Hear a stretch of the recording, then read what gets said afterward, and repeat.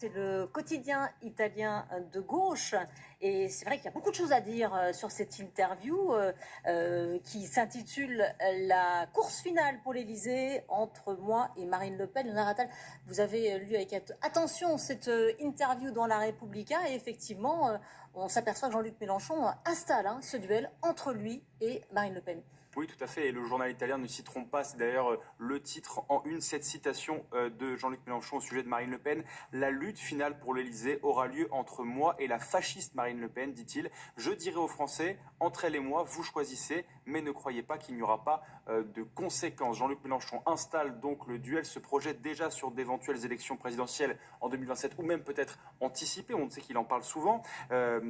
Il évoque aussi donc les seconds tours des élections présidentielles à venir. Nous verrons quel projet les Français préfèrent, le mien ou celui de Marine Le Pen. Alors on se dit, Jean-Luc Mélenchon, ça y est, candidat en 2027. Eh bien non, je n'ai pas encore dit que je serai candidat, dit-il. Mais il ajoute tout de même, je suis une tortue électorale. Comme moi, c'est un animal qui vit longtemps, ce qui désespère mes adversaires.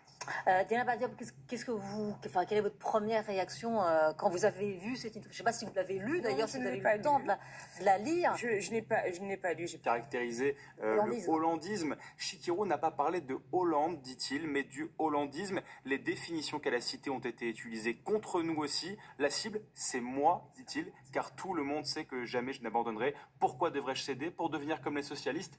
Il y en a déjà assez. Je pense que vous apprécierez, Madame la députée. Attention de Jean-Luc Mélenchon, qui alerte aussi les socialistes sur cette main tendue, on l'a vu, de Gérald Darmanin, aussi Gabriel Attal, pour un éventuel pacte législatif. Aujourd'hui, nous ne devons pas commettre l'erreur d'accepter un gouvernement de front républicain, dit Jean-Luc Mélenchon. Si c'était le cas, Le Pen gagnerait d'un seul coup 10 points. Bon, on a plusieurs réponses actuellement pour Matignon. Il dit la discussion se poursuit. 12 jours se sont écoulés depuis le vote, 12 jours depuis le vote. Les Allemands, les Espagnols ont mis des mois pour former un gouvernement. Donc effectivement, il se place effectivement dans cette perspective des coalitions européennes et c'est pas du tout effectivement l'ADN français. Il s'adresse également, Léonard, à Emmanuel Macron. Oui, tout à fait. Dans la foulée de ce que vous venez de dire, effectivement, Jean-Luc Mélenchon estime qu'Emmanuel Macron doit donner le gouvernement à la gauche, dit-il. S'il tarde encore à le faire, il devra démissionner ou la cocotte minute risque d'exploser. Là encore, on peut dire que Jean-Luc Mélenchon joue un petit peu à la stratégie de « c'est moi ». Ou le chaos, si on lit textuellement ce que Jean-Luc Mélenchon exprime. Et aussi, ce qui est un petit peu cocasse, c'est de dire, en somme, que Emmanuel Macron doit vite nommer un gouvernement, tout en disant que nommer un gouvernement, ça prend du temps. Quand il doit s'expliquer sur le fait qu'à gauche, ça tarde un petit peu.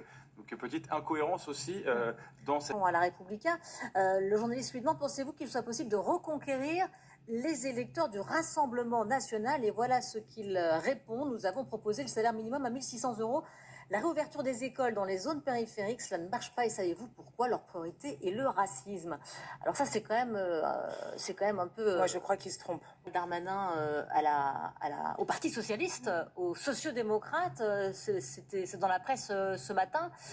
Il vous tend la main, il vous demande de rompre avec finalement la France insoumise pour justement trouver des compromis sur des textes qui pourront être votés avec différents partis, le camp macroniste, mais aussi la droite républicaine. Qu'est-ce que vous lui répondez à Gérald Darmanin aujourd'hui? Je réponds à Gérald Darmanin que je ne sais pas dans quel multiverse il vit, mais ce n'est pas le mien. Alors déjà, première chose, il faudrait lui rappeler qu'ils ont perdu les élections au moment des européennes, qu'ils ont perdu au premier tour et au second tour quand même de cette législative. Ils arrivent à se maintenir deuxième groupe à l'Assemblée parce que justement il y a Horizon, parce qu'il y a le MoDem et que nous avons fait le Front républicain. Donc moi j'aime toujours les gens de la majorité présidentielle qui viennent chercher la gauche maintenant.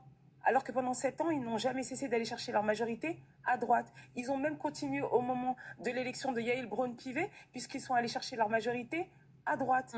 Mais justement, est-ce que les temps n'ont pas un peu changé? Est-ce qu'il n'est pas un peu temps de rebattre les cartes?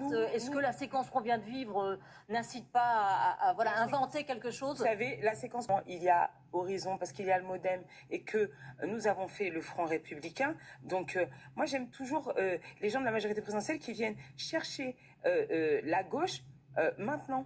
Alors que pendant 7 ans, ils n'ont jamais cessé d'aller chercher leur majorité à droite. Ils ont même continué au moment de l'élection de Yael Braun-Pivet, puisqu'ils sont allés chercher leur majorité à droite. Mais justement, est-ce que les temps n'ont pas un peu changé? Est-ce qu'il n'est pas un peu temps de rebattre les cartes? Est-ce que la séquence qu'on vient de vivre n'incite pas à inventer quelque chose? Vous savez, la séquence qu'on vient de vivre, elle incite juste à ce que la gauche fasse preuve de responsabilité.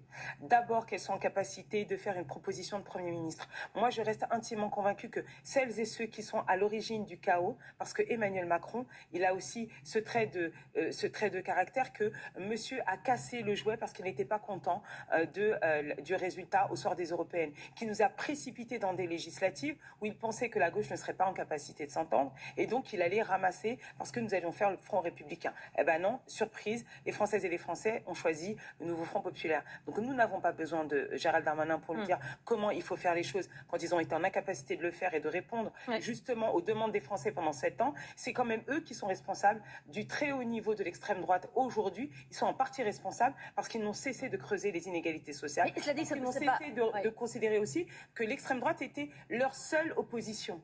C'est aussi ça le problème. Mais tout le monde ne pense pas comme Front populaire, je vous l'ai dit, nous n'abandonnerons pas la France insoumise parce qu'il fait partie de la coalition et je crois qu'il faut être un petit peu cohérent. Nous avons fait cette alliance, nous la ferons jusqu'au bout. Nous avons pris des engagements avec le programme du nouveau Front populaire, qui est un programme de rupture avec la Macronie. Nous ne pouvons pas revenir auprès de nos électeurs et dire ceux que nous avons combattus, vous nous avez fait confiance pour faire un programme de rupture pour tout changer et puis finalement on part avec eux.